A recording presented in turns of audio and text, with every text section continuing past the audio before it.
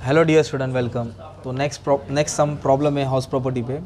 तो जैसे पैराग्राफ वाला भी सम तुम लोग ने देख लिया रहेगा। तो इसमें क्या दिया, अखिल है, अखिल 72% डिसेबल है, हैंडीकैप है, और हाउस 1 दिया है, हाउस 2 दिया है, ये टेबल है हाउस प्रॉपर्टी के ऊपर।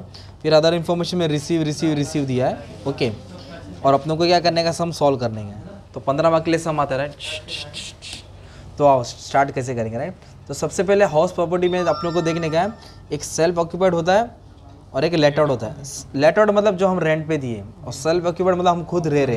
तो जो खुद रह रहे हैं ना, मतलब ये वाला, ये जो दिख रहा है, इसको सॉल्व नहीं करने का। इसका हम लोग क्या करेंगे, इंटरेस्ट ऑन लोन उठा के डिडक्शन में डाल देंगे। तो इधर दिया इंटरेस्ट ऑन हाउस लोन, एक पेड है और एक आउटस्टैंडिंग है, दोनों लेना है। तो 48,000 किस में आ जाएगा, डिडक्शन में आ जाएगा। किस में आ जाएगा, 40 और 8 दोनों डिडक्शन में आ जाएगा। तो क्या लिखेंगे हम लोग, सेल्फ ऑक्यूपाइड प्रॉपर्टी हाउस 1 है, इंटरेस्ट ऑन लोन किस में आ रहा है, वो डिडक्शन में आ रहा है। तो पेड भी लेना है और आउटस्टैंडिंग में लेना है, किस में, इंटरेस्ट ऑन लोन में। तो 48,000 डिडक्शन में आ जाएगा। डिडक्शन मतलब माइनस, उसको ब्रैकेट में डाल देंगे। तो सॉल्व किसको करना है अपने को, लेट आउट को। किसको सॉल्व करना है, तब ये वाला पार्ट पूरा सॉल्व होने वाला है। तो आज स्टार्ट करते हैं। तो जब लेट आउट मतलब अभी रीड करेंगे, आपको यहाँ देखना पड़ेगा। तो फेयर रेंट कितना बोला है, पर मंथ 35,000। अभी इधर पर मंथ बोला है, तो हम लोग लिखेंगे फेयर रेंट 35,000 इंटू क्या करना पड़ेगा, 12 करना पड़ेगा, राइट। तो इंटू 12 कर देंगे, शाबाश, 4,20,000 हो गया। कितना हो गया, 4,20,000। तो 4,20,000 यही लिख दिया, ठीक है, सिंपल। उसके बाद बोला है रेंट रिसीव, मतलब रेंट रिसीव को बोलते हैं एक्चुअल रेंट रिसीव। और म्यूनिसिपल वैल्यूएशन नहीं दिया है, तो इसके लिए मैं डैश मार देता हूँ। क्या मार देता हूँ, डैश। अच्छा, कितना रेंट है उसको पर मंथ, 40,000। कितना है, तो 40,000 को क्या करेंगे, मल्टीप्लाई कर देंगे, राइट। 40,000 into 12, right. 12 4 द 14, 4,80,000 आ जाएगा, सिंपल। तो 4,20,000 फेयर रेंट है, म्यूनिसिपल वैल्यूएशन डैश है, एक्चुअल रेंट 4,80,000 है। तो ये तीनों में हमको कौन सी वैल्यू लेना है, हायर वैल्यू। तो ग्रॉस एनुअल वैल्यू लेंगे 4,80,000। क्या लेंगे, 4,80,000, ठीक है। और चलो इधर लिख देता हूँ, नो प्रॉब्लम। और इसमें ना ऐसा कुछ बोला नहीं कि घर खाली था, वैकेंट था। अगर वो उसका भाड़ा नहीं आ रहा था, वो भी लेस करते, इसके बाद अनरियलाइज्ड रेंट बोलते, नहीं दिया छोड़ दो। अभी क्या माइनस करेंगे, म्यूनिसिपल टैक्स पेड। तो अभी सर म्यूनिसिपल टैक्स पेड में क्या दिया बच्चों, मालूम है क्या, एक एक्चुअली पेड दिया और एक आउटस्टैंडिंग दिया। तो म्यूनिसिपल टैक्स पेड में आउटस्टैंडिंग नहीं लेना है, आउटस्टैंडिंग नहीं लेना है, एक्चुअली पेड लेना है। तो ये 5,000 को नहीं लूँगा मैं। एक्चुअली पेड कितना है, 10,000। कितना अमाउंट है, 10,000 आएगा। और ये तो SOP है, सेल्फ ऑक्यूपाइड, इसको छोड़ देने का ना यार। तो एक्चुअली पेड कितना दिया है, 10,000। तो 10,000 डिडक्शन में आ जाए, मतलब माइनस करेंगे, सॉरी। तो ब्रैकेट करेंगे तो 4,70,000 आया। कितना है, तो उसको क्या नाम देंगे, नेट एनुअल वैल्यू। क्या देंगे, म्यूनिसिपल टैक्स माइनस करने के बाद आता है। फिर डिडक्शन अंडर सेक्शन 24, पहला स्टैंडर्ड डिडक्शन कितना परसेंट है, 30%। तो 30% किस पे लिखा लेंगे, 4,70,000। ये डॉट वोट नहीं बनाना, टीचर ऐसा कर देगी, सिर्फ समझाने के लिए आपके लिए। तो 4,70,000 पे 30%, कितना परसेंट, तो 141। कितना आ गया, 141,000। और इंटरेस्ट ऑन लोन भी डिडक्शन में आएगा। तो आ जाओ, हाउस 2 है, इंटरेस्ट ऑन लोन 46,000 और नील दिया है।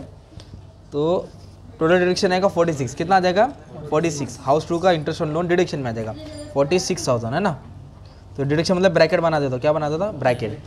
तो 4,70,000 क्या है, नेट एनुअल वैल्यू, ठीक है, नेट एनुअल वैल्यू हो गया ना। उसमें से दोनों क्या करेंगे, माइनस करेंगे। तो माइनस 141 और माइनस क्या करेंगे, 46।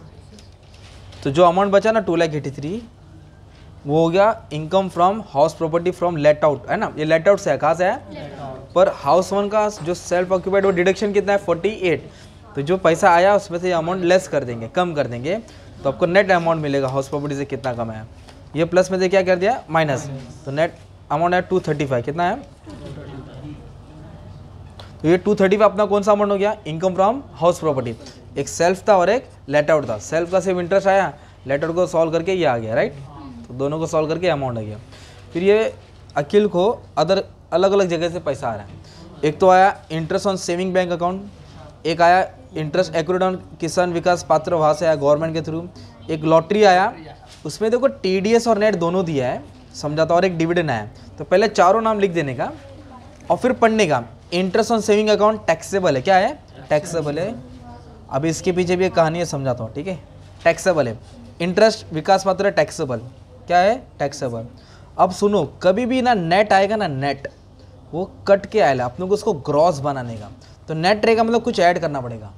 कभी भी पूरे टैक्स में नेट है ना तो समझ आने का कुछ ना कुछ ऐड करना है। ये 30 है ना तो TDS मतलब डिडक्टेड, तो नेट में क्या ऐड करेगा जो डिडक्ट हुआ, तो 30 और 20 कितना देगा 50,000 कट के आया था, उसको 30 मिला था, तो अपन टोटल अमाउंट लेंगे 50, तो लॉटरी से उसने कितना कमाया 50,000। ओके, नेट में जोड़ना है।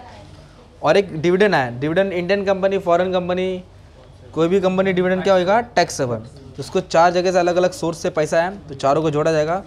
15 आया, 5 आया, फिर 5 आया, फिर 8 आया ना, तो टोटल अदर सोर्स से कितना है 33,000।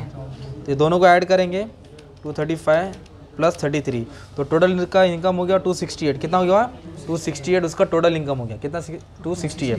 फिर देखेंगे इसका क्या सीन है मतलब डिडक्शन का, तो डिडक्शन का भी देखो एक हैंडीकैप आ रहा है ये, तो आप समझाता हूँ क्या है, बोलो ना। 33,000 नहीं देखना, 15 और 10, 15 और 10 25, 25 और 8 33, 50 अच्छा 50 है, हाँ 50 है, तो गलत हो गया एक नंबर। तो 15 था, 5 था, 50 शाबाश और 8, तो 78 आ जाएगा ना। चलो 78 आएगा, इधर अपना मार्क्स कट जाता था। 72 को ऐड करेंगे तो 35, 3,13,000 कितना हो गया 3,13,000। चलो एक नंबर, इन दोनों को ऐड करके आ गया राइट, क्योंकि मैंने इसको 5,000 कैलकुलेट कर दिया था, ठीक है।